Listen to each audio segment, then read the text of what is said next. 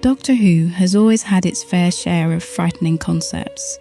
These usually materialise in the form of monsters or villains.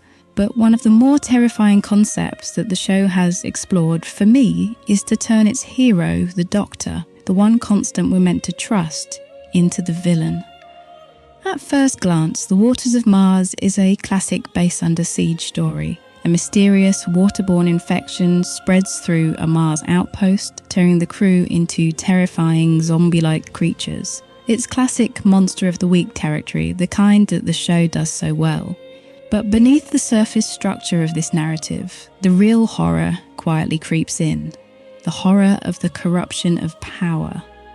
So when faced with the catastrophic end of the team of Bowie Base 1, an untouchable fixed point in time, the Doctor crosses a terrifying line.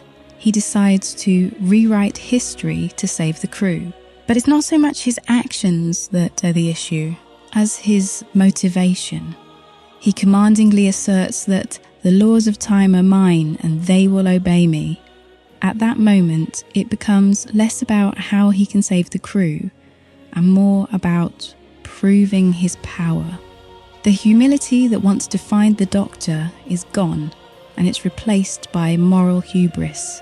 He becomes what Nietzsche might call an Übermensch, a figure who sees himself as standing above conventional morality justified by the sheer force of his power. It's moral consequentialism pushed to its most dangerous extreme. The belief that if the outcome is good, saving lives, then any means taken to achieve it must also be good. But that logic collapses when it overrides the autonomy of others. Adelaide Brooke's suicide isn't just a tragic consequence of the Doctor's interference. It's a deliberate act of resistance, a philosophical rejection of the Doctor's God complex. In reclaiming her agency, she reasserts the duty-based ethic the Doctor had abandoned, that morality is not just about results, but about respecting the choices and dignity of individuals. Her death punctures the illusion of the Doctor's victory and exposes its ethical emptiness. Like Donna tells him in The Runaway Bride, sometimes I think you need someone to stop you. It's a throwaway line in the moment, but in hindsight, it becomes deeply prophetic.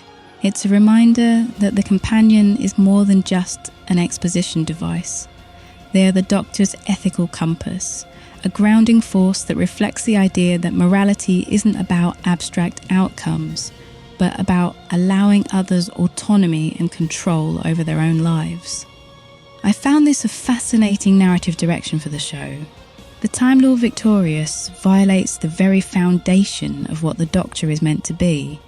A guardian, not a god. It's a thread that I'm a little disappointed they didn't explore further in the show.